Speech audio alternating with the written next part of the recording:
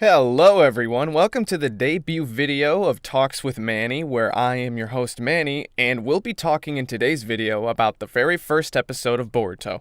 Now, I know Boruto has already been out for a year, and most of the people watching this video have already seen the first episode, so it kinda goes without saying that this will of course be heavy spoilers, though I will go over a quick, brief plot synopsis in the beginning. Obviously, I have watched the episodes, so I will know a little bit more than, if I was watching just the first episode by itself and I didn't have any knowledge of the other episodes, or if I hadn't read the manga or watched the Boruto movie that came out in, 2015. There's obviously a lot that we already know about Boruto before the first episode even came out. So, in reality, this is more of a summary, mini review of what I think about the episode, more so than speculation on what might happen later in the series, because we're 61 episodes past this, so this is just me hopping on the train a little late. Now on to the brief synopsis. We're going to start in probably the most important part of the entire episode, and that is the 15 to 20 second beginning part, where it's a flash forward moment to where we see Boruto and this guy named Kawaki fighting over the Age of Shinobi ending in a destroyed Konohakure, where Kawaki says that he'll send Boruto to where he sent the 7th Hokage, so we can assume that either Naruto is really hurt and Kawaki thinks he's dead, or Naruto is actually dead, which would probably hurt the series' popularity a lot, so I really doubt they're going to kill Naruto. And then Boruto activates his curse mark. It goes into his right eye with this unnamed dojutsu that doesn't look like a Byakugan, Tenseigan, or anything we've ever seen before, and he says, Age of Shinobi isn't over because I'm still a shinobi. And then they start fighting, and then boom, fades to black.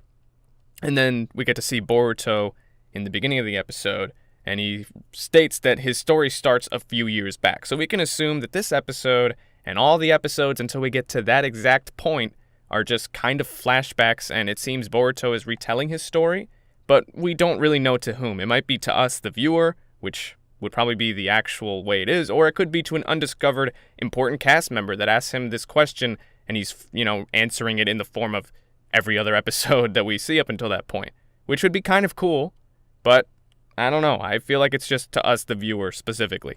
Now, the first episode starts way before the events of the Boruto movie, which kind of put a lot of people off. It uneased a lot of people because they were afraid that it would take the same road a show like Dragon Ball Super did, where they would be forced to have an arc retelling the events of the movie.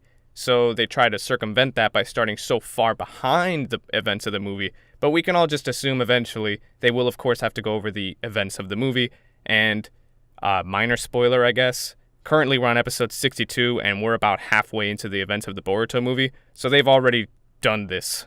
So yeah, there's that.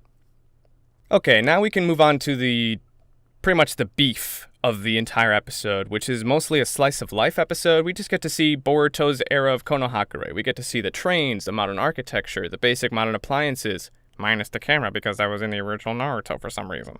And we get to see new characters. It seems mostly that the episode is focused on Boruto, which is good because the movie and the manga just seems so focused on Sarada and Mitsuki that Boruto just came off as super annoying and unlikable. Luckily, in this episode and to the series so far, Boruto becomes a much more likable character because the focus is placed more on him. So we get to see his character, his personality, how he interacts with everyone else, and, just who he is. Because in the movie, he was incredibly annoying. I didn't go a minute in that movie without wanting to punch Boruto in the face. I really did not like Boruto in that movie. And I was really afraid for this series because I thought, oh my god, Boruto is literally the worst protagonist ever. The series is going to suck. But luckily, they paint him in a much more favorable light in this series, obviously, since it's named after him. So, in the episode, we get to see a couple new characters, namely Denki, Chocho, Shikadai, and Sarada. And Denki is the son of the CEO of the Kaminariman Company, which is the most powerful company in Konohakure. A little bit earlier in that episode, Boruto fights off Denki's bullies who were taking money from him, and then Denki states to Boruto that, why'd you do that? Now they're going to ask for more and beat me up more next time they ask for money. Denki then goes home to his father, who seems like he really is set on Denki going to the academy to learn so he can get stronger. We don't really know exactly what kind of strength his father was looking for in Denki, but Denki says that he doesn't want to go to the academy. his father hits him, says, no, you're going to go to the academy until you're strong enough, and when you're strong enough, then you can change your mind and do whatever you want.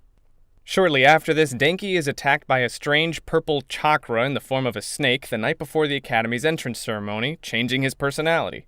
Boruto wakes up late for the entrance ceremony in typical fashion, and he intends to take the train as a shortcut, where along the way he spots Denki. Now, Boruto's dojutsu randomly activates and allows him to see the strange chakra around Denki, and only seems to manifest around this strange chakra because it doesn't seem to be able to use it anytime else. And it also seems that Boruto is unaware of his dojutsu himself. So, that's fantastic. Denki lures the bullies that pushed him around the day before and launches the train that they were on onto a track with another oncoming train. Boruto, of course, manages to see Denki previously, so he comes to investigate. And Boruto ends up saving Denki and the bullies, and they take this defective train after switching tracks to the ceremony because they were late. Boruto then crashes the defective prototype train into his father's stone face on the day of his entrance ceremony to the Ninja Academy. And of course, this shocks every single student and teacher at the ceremony, and Naruto probably has an aneurysm. Shino most likely died for at least a solid minute there. Konohamaru jumps up to the train to reprimand Boruto. Boruto takes the blame for the incident. Denki gets off scotch-free, no suspension or anything. However, his father's company does have to pay for all of the damages. And that pretty much marks the very end of the episode, where Boruto and Denki meet up outside the school on Boruto's first day back from his suspension period, which was about 2 weeks. Okay, and with the episode synopsis out of the way, I can finally talk about how I feel about this certain episode. So, personally, I thought it was a really fantastic first episode. I thought it was great. It was disconnected from the original Boruto movie, disconnected from the manga. It was its own thing, an original episode, had its own story. It was really fresh and new, and it didn't kind of go over the same problem that Dragon Ball Super did at first, which was, going over the events of the movie like right away. Like within the first 15 episodes, you were already going over movie events, and that was really boring, and it was really, really rough for Dragon Ball Super in the beginning.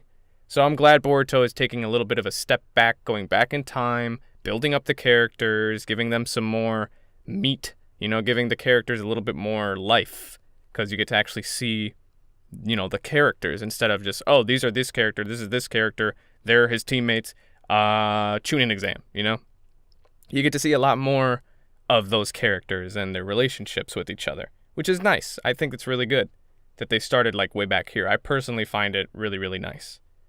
This episode, like I said earlier, is a slice of life episode, so there was no crazy action. Well, that's not entirely true. There was some action, but it was really grounded, like nothing crazy. And that's pretty much it. I like the episode. It had decent animation.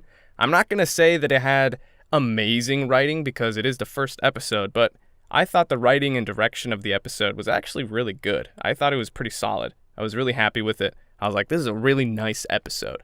And that about wraps up all my thoughts on today's episode. So that'll bring us to the end of the video today. Don't forget to like if you enjoyed the video, dislike if you didn't like it, and maybe leave me some constructive criticism in the comments down below. And don't forget to subscribe if you want to watch more content like this in the future.